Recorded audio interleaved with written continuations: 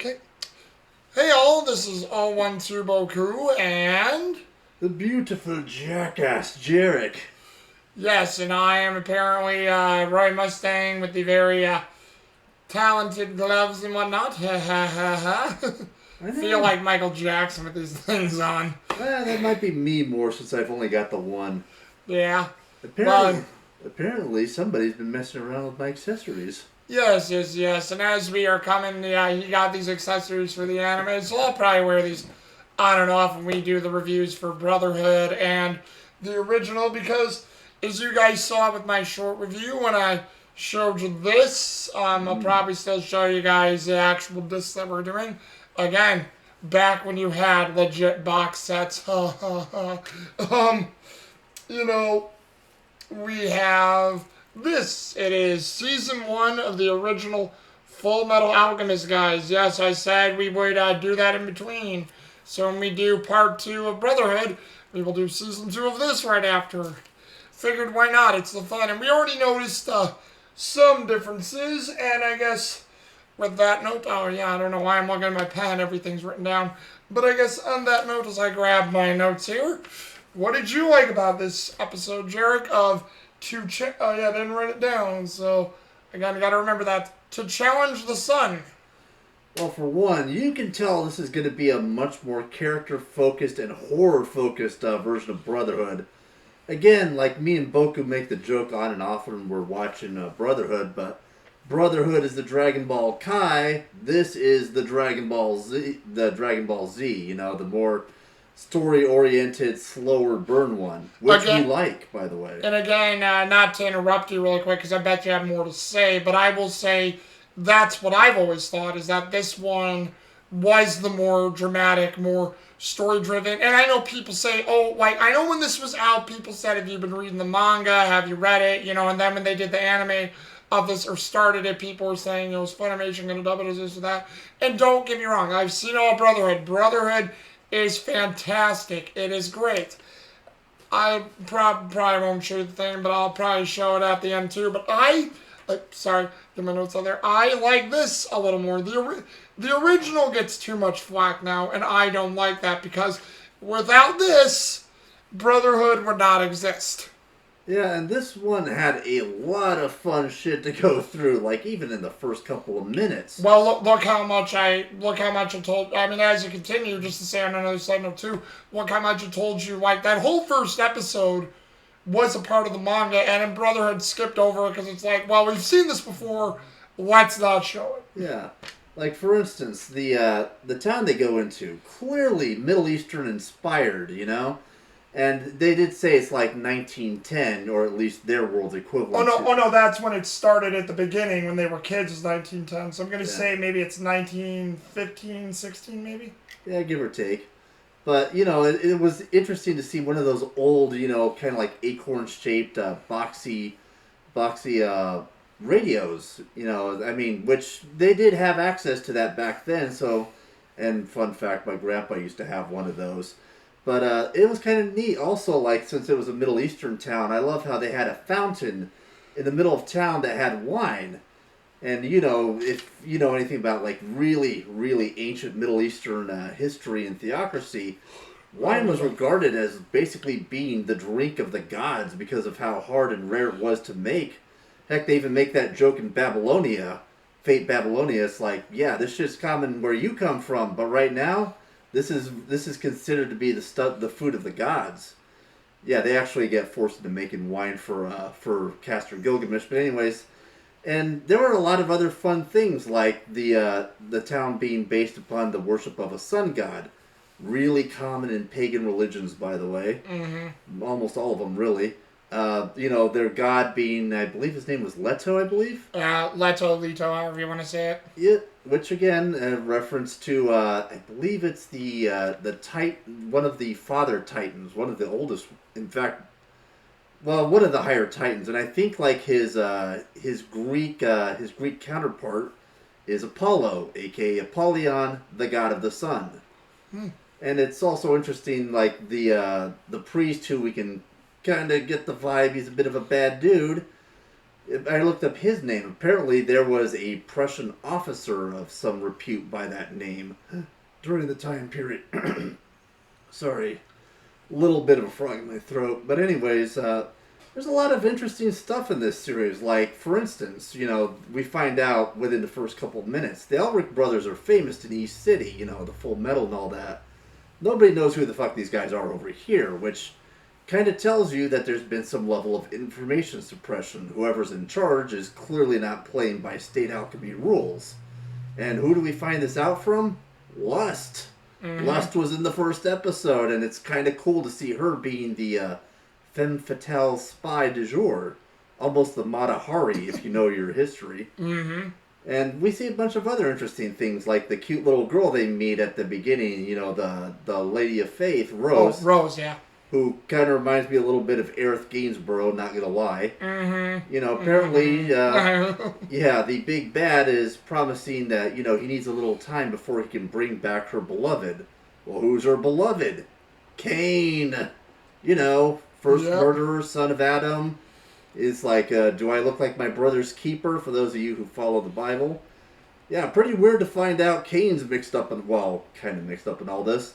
And the first fight is actually pretty cool, seeing the priest get a little freaked out. It's like, how come the griffin didn't bite through your arm? It's like, wait a minute, don't tell me. And this is also one of my favorite Edward moments. Like, again, you kind of see the dichotomy between him and his brother. His brother, is, again, the voice of hope and optimism. His brother is kind of playing the part of the bitter cynic. It's like, you've been in the presence of God, and yet you're telling this girl, not to be such a blind believer, even though you've literally been in the face of God himself. Mm-hmm. And it's really cute. Like, again, we see him rattling off the science, all the various minerals you would need to alchemize someone back from the dead. Except for, like, you missed calcium and also the bioelectric current you would need to recharge the body. Well, those are probably the 15 other base elements that they didn't want to go over. But, it's just kind of weird to see him taking this, like, cold, bitter, cynic approach, but it's kind of one of those things. Edward is basically kind of giving her the tough love. It's like, you don't understand what he's doing. You didn't even realize he's using alchemy. And if he's using alchemy like we think, this is the list of shit he would have to do just to even attempt to bring your beloved back. It's actually pretty touching, and at the same time, it's kind of hard to watch. Well, yeah. Well, and again, if you remember, because if that was your take, yeah, I'll give mine. And if you remember with that, since you started off with that, this one draws it out. This one did not end all in one episode or give you the whole, like, a Brotherhood, where we're going to start off in Central, have a little thing that was originally made for Fullmetal Alchemist Brotherhood that wasn't a part of the manga, which was that one general trying to blow up Central because he had discovered Bradley's plan. He thought it was only Bradley's plan, but, he knew part of it, not all of it. But I forget what that general's name was, but that whole fight with the general was made up. But this one, they start off as the manga does. It shows the Elrics doing what they did to their mother. Then it goes into, I put down Resemble, but it's Lior, the country of Lior. And, this one is more fleshed out. It's more like the manga, where it goes over them meeting Rose, having the little tiff with the townspeople, the whole wigging out of calling him short, and, Cornello getting it. And again, you brought it up with Alphonse. That's one thing I liked about it too, where Alphonse, he's more of the, I want to know what life has. This is what alchemy's about, what the discovery of life is. And where Edward's questioned Rose's faith and believing that Cornello can bring back her lover through science, he's like, well, what if he's not wrong? What if he can really raise the dead? What if these miracles of God exist? And Edward is taken aback by that. He doesn't say anything to Alphonse, but he sort of like gives him this look about like, don't go there, because it's like how Edward's a little more open, or no, Alphonse is a little more open. Edward is trying to forget what they saw, because it's like, I know what we saw with what we did, but I deny it. Well, I remember he also explained it to her, I believe, and he said, like, don't try to fly too close to the sun or you'll get burned. Oh yeah, the story of Icarus, yeah. Yeah, the Icarus allegory. And it's also another neat little nod in like the fight scene at the end of the episode where basically he like has this booby trap where like the room fills with sand because, you know, auto male has a weakness to sand. And it's actually pretty neat because if you look at it, it's also kind of a reference to the Egyptian pharaoh Nitocris. You know, the legend about how she drowned her enemies in that one chamber. It's actually a pretty neat little touching nod, and plus you can tell Cornello was definitely not born from that region. I mean, and I hate to like make this joke, but it's kind of a play on the whole white savior thing. You know, it's like before I came here, the people lived in poverty. They were squalid. There was famine everywhere. I brought them this architecture. You know, I made the waters run once again. I brought them wine in great abundance. I donate, you know, money to the people. You know, the whole evil white man using his hero complex to save the town and make them basically his indentured servants or whatever. Again, you know, I'm sure. Or even taking that out of it because it's what churchgoers did in the past. The church using its authority to govern and take over the people, because that's essentially what it is. Because in the manga, Hiromu Arikawa hit it, and this one they weren't as subtle with it. You sort of see right away Cornello is working with Lust, which I didn't mind that either way. It still works either way, because we don't know who Lust or Gluttony are. We've only heard their names. Or Gluttony's name. I don't even think we've heard Lust, but we heard Gluttony because they're watching the battle with Cornello up above a rafter or within that area. And, you know, that's what's cool there, too, because Jarek basically mentioned the whole meat and potatoes of the episode, too, about where they have the arguments. Also that, plus the drama is, like, way more pronounced, too, where they're really focusing on that. Like you said, they're focusing on the drama parts of it. One thing that I will give that I also liked, too, because I thought it was cool, because in Brotherhood and the manga, what's his name, Roy Mustang sort of stumbles on what happens to the Elrics, hearing about it through word of mouth, because what happened to the Elrics, you know, was whispered about in Resin Bull, and then it travels. In this one, I know they go over it in later episodes, but he was trying to basically find Hohenheim, hearing about him and knowing about this famous alchemist Hohenheim, so he was visiting Resin Bull on the off chance to find him, and he sort of oversees something weird going on in the Elric household, because he's like standing out there on the hill, I think, at the entrance of the episode, and he sees the light. You know, Panako and Winry see it as well, and it's just like, we thought that was a nice touch, how, you know, Roy Mustang, even though not understanding what's happening, was sort of there to see their accident, not personally, but just from afar, and be like, he probably looked at that and went, yep, that's someone doing alchemy the wrong way, all right. and that scene where they try to alchemize her mom back to life, woo, that is way more gruesome in this one than in Brotherhood. Well, because much like the manga in Brotherhood, which that one was correct, the mother was hidden in darkness, all gnarly and twisted, but in this one you see more of the muscles, the heart. It actually looks like human skin, but it's pale, dead looking, and it looks like their mom, but you just see this like skeletal figure of something that looks like their mom with purple eyes upside down, just and you know, like, you just hear that shrill scream from Romy Paku, Vic Mignogna, who plays Edward, and you know, both are like, yeah, that's what you get. Kind of reminds me of that scene with the Three Brides of Dracula and Bram Stoker's Dracula from the 1990s. You know, where they're like walking backwards and upside down. The contortionist scene, yeah. Everybody loves that for various reasons, of course, but yes. And then, I mean, pretty much we hit on the episode. Yeah, it ends with them revealing, well, Edward revealing himself as the Fullmetal Alchemist. Alphonse is sadly buried in sand, but I'll let you guys know it's not much of a spoiler. He will get out of it, of course. But you know, it basically ends with that, and also, I know you said you liked the line in English where Vic Mignogna says, "Rose, don't look away. This is what happens when you know, trespass in what we call God's domain," and showing how this is why what you want is probably not the very best thing. And, you know, that was great. And, I mean, to that note, we will go into favorite characters, and since I always give Jarek the start off for this, I will start off with mine. I will say everybody was good in this again for as short a time that they were able to have it. But I will give a dark horse shout out to Alphonse, Aaron Dismuke or Dismuke, and still Rie Kugamiya, who plays her, Rie Kugamiya, the Japanese voice actress, and Aaron Dismuke, who was actually I think a 9 to 12-year-old boy who did this at the time.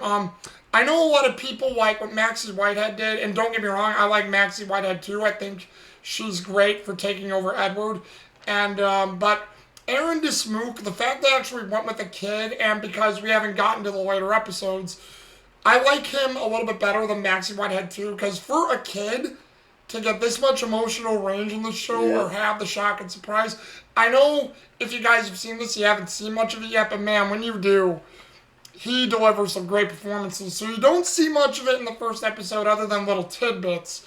But I like Aaron Dismuke's performance. Again, Maxie Whitehead, no offense to you, you're great too. Not saying you're not, but I'm just saying I prefer Aaron Dismuke or Dismuke, however you say his name. But then for complete parts, again, I have to give it to Edward, Vic Mignogna, Romy Paku, great voice actors, voice actresses. You know, given the role, really having that, the cynicism, the pain when they were trying to, bring their mother back to life from both actors. Like, Oh, yeah. geez. And then just like, that whole ending with both of them. Plus, I know you liked Romy Paku's line in Japanese. What's wrong, you pussy bastard? Can't get a taste? Yeah. And then that was great. And then if you guys remember from my short review, I said I had to give it to Cornello, Andy Mullins, Kinryu Arimoto. Again, I forgot who did Cornello in Brotherhood. It's a different actor, but I have got to give the edge to Andy Mullins because he just brings out a sinisterness that's oozing with evil, and a guy who sounds like you hear when he's talking, he sounds sincere, but there's something weird about it. And then when it's fully revealed, it's like, you are a complete charlatan and a man who's mad and hungry for power. Just a great performance. So Kinryu Arimoto, great, but Andy Mullins, man, you brought the fire, sir. How about you, Jarek? Well, I mean, aside from the fact that Edward is definitely top billing on this one, because good lord, the scene with the mother when they're trying to alchemize her, his just overall range going from childish and goofy to full Garzy's wing to just being, the cynic trying to teach a person a lesson. Vic Mignogna, you are the total package, and I give thee a 10 beautiful flexes out of 10. Oh, I could do it actually with this hand, so yeah. I give a flaming thumbs up. And of course, my second is going to be Mr. Cornello because, again, your cadence as a slimy, just snake in the grass as being the proverbial white serpent in the holy garden of God. Good Lord, dude. I have to believe if you had been in San Francisco back in the 60s, you would have been Jim Jones, baby. You would have had your own cult. And as for my third pick, of course it's going to be Lust. I mean, dear God. She's already rocking that Matahari vibe, and I am down for it. Well, just to give a little bit on what you said there, the reason why, because I figured we may have had the same. I didn't know. You adding Lust was pretty cool because that was such a short role for Laura Bailey, but you had a good role nonetheless. I mean, she is Bayonetta now, isn't she? That is true. But I have to say, what sold me on Cornello, just to give you guys some context, was that whole ending monologue he does is just so deliciously evil. And just like, wow, this guy is like... And again, the other actor in Brotherhood, I wish I could remember his name because I want to give due credit, was good. I liked his performance. But Andy Mullins he brought something to it that just gave it that oomph that you're a bastard and you're abusing this town. You give this town so much hope only for it to be a lie. Holy shit, wow, man. But, that's what I thought was great about it. And then to the overall final thoughts, it's only the first episode, but man, what a lead-in to what people could tell was going to be a great show. And again, I know it's not Brotherhood, and people say, oh, this has a lot of filler in it, but the filler is good.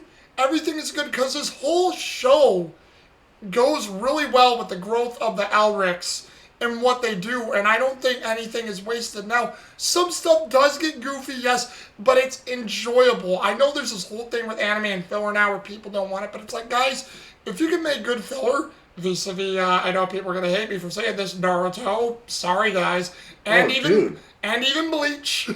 Oh, dude, the Rock Lee filler was great shit. That was premium filler episodes. Well, see, absolutely. And, with that, and like I said, even Bleach, I can enjoy filler. Because when you like a show, you don't care. You're into the characters. You're into what they do. And that's the whole point. And then, so I don't join that crowd, really, because without it, you miss something. And like we said already with Brotherhood, we can tell that we like this approach already that they've done. And granted, you guys can say, oh, you should have seen Brotherhood first. And I'm like, well, how did you guys get interested in Brotherhood? You saw the original, and then because, there was more action, more pizzazz, you're like, hey. And don't get me wrong, Wing Yao, all the other people who are conducive to the manga are important, and they're great characters. I'm not taking anything away from them, but I like this show. I like the drama they did. I love what they do. So, all in all, it's a great thing. Jarek, anything else to add? Oh, I can tell this is going to be a nice, fun, slow burn. Because, some people like to play visual novels and Nippon-ichi RPGs. Like this asshole right here. Same for me here, too. And plus, I'm not going to lie. We need more Andy Mullins. We need to find more Andy Mullins anime. This guy's good. Oh yeah, well you said he didn't do as much as you were looking up Colin Clinkenbeard. He didn't do as much as Colin Clinkenbeard, but you said the stuff he did do was pretty good. And I'm pretty sure I have another anime he's in, but if you guys remember, until the late 90s, early 2000s, everybody was still using pen names in anime because being associated with it was not... it was taboo at the time, so a lot of our favorite actors are under pen names. And Mr. Mullins came within, just a hair of going full Palpatine in this episode. I love this guy. And then how, his eyes are closed and serene, but as soon as he starts doing it, they're open wide, and just the viciousness, and his mouth is clenched, his jaws, his teeth are showing. Again, the demonicness of people, the evil of people that they can do. So again, all in all, a great episode, but of course, showing you this, get the glare out of there, and then ending with this, because when I do the short reviews, I'll probably show you the case, but when we do the full reviews, I'll show you this. What do you guys think of the original Fullmetal Alchemist? Do you like it? Do you hate it? Have you been with us along for this ride during at any point? Just leave a comment down below and let me and or Jarek know. And until then, this is 012 Boku and Jarek the Jackass, flexing magnificently. You do your self-services, Major. Now I'm gonna go off to find women before Hawkeye knows. Yes, sir. And we'll see you again soon. Deuces. Deuces. Hope I didn't like my